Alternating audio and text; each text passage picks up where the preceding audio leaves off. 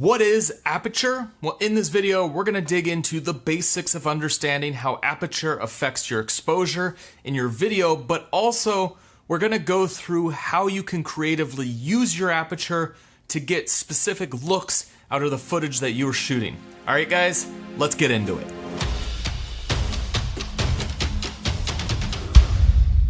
So this is part 2 of my 3-part series that I'm doing around the exposure triangle. And what we're focusing on is aperture, which is an element that's in your lens. It's not on the camera itself. And so your aperture helps control your exposure alongside your shutter speed and also your ISO. So let's just start with a basic understanding of what aperture is. And the easiest way to think about this is just think of a hose.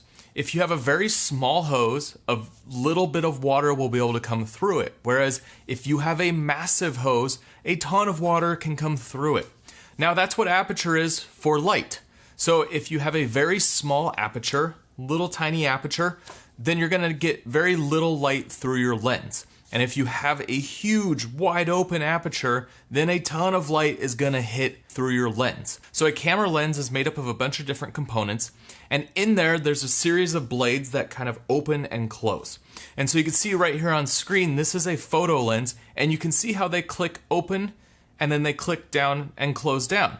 So a very tiny hole, like I said, lets in very little amount of light, and a very wide open aperture lets in a ton of light. So how this affects your exposure is that when you have your aperture wide open, your sensor is more exposed to light, so your image is gonna be brighter. Now, if your aperture is closed completely down, there's gonna be less light hitting your sensor, so your image is gonna be much darker.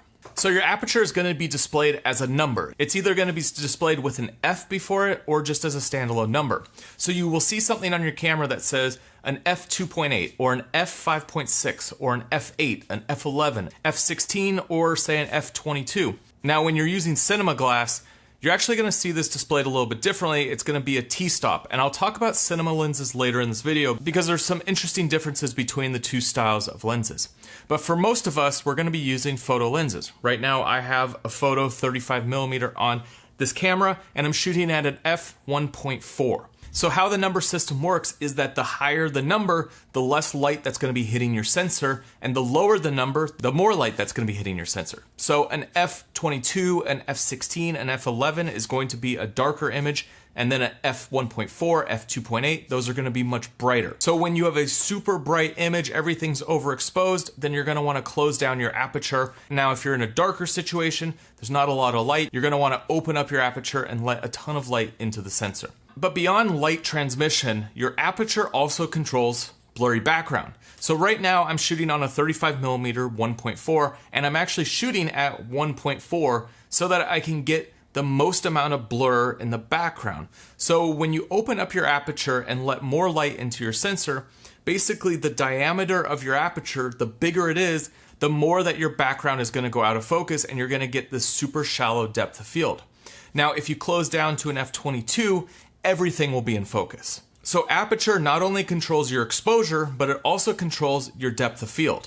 And so if you're trying to get cinematic looking footage, you really like that blurry background, then the solution to that is opening your aperture as wide as possible, and that's what will create that shallow depth of field look. So you have to use your other exposure tools to darken down your image so that you can get your aperture wide open. Because if you're at a 1.4 and you're outside, you're never gonna be able to get an exposure that's not overexposed unless you really crank up your shutter speed, but those come with other issues. So the solution to be able to shoot wide open aperture in bright situation is use an ND filter. So what an ND filter is sunglasses for your camera. And there's been a lot of confusion. I've done different videos around ND filters in the past, but an ND filter is essentially just sunglasses for your camera. So when you're in a situation where you want to have a super shallow depth of field, you want to open up your aperture, and it's bright and everything's overexposed, you put sunglasses in front of your lens. That's basically just an ND filter.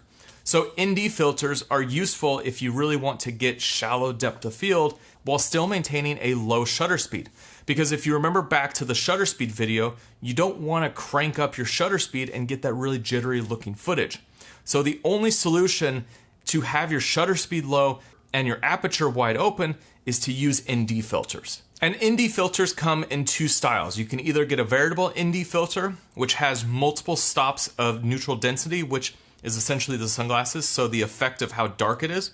You can have multiple stops on one filter, or you could just have a single filter that is just one amount of light transmission.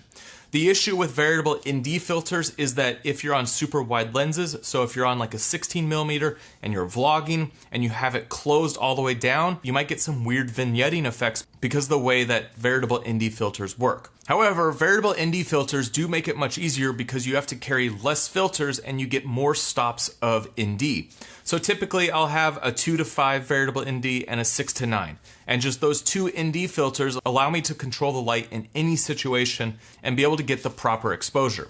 Now, if I'm really worried about these vignetting effects, then I'll have to bring along some of these individual ND filters. And when I do that, I have to carry around more filters with me. All right, so let's get into some creative things that you can do using your aperture. So beyond blurry background and exposure, your aperture could also be used in different situations to create different looks out of your footage. So having shallow depth of field is not always ideal. Sometimes when you're shooting something like a landscape, it actually will look better if everything's sharp and in focus. So if you're doing like a big, expansive wide shot, don't always shoot at the widest open aperture that you have. Take the ND filter off, close down your aperture, and then everything will become super sharp. And depending on the lens that you're using, the sharpest point of the lens might be an f8 or an f16. A lot of times lenses are not super sharp when they're wide open. And that's something to take into consideration when choosing a lens, especially if you're going to be shooting a lot wide open.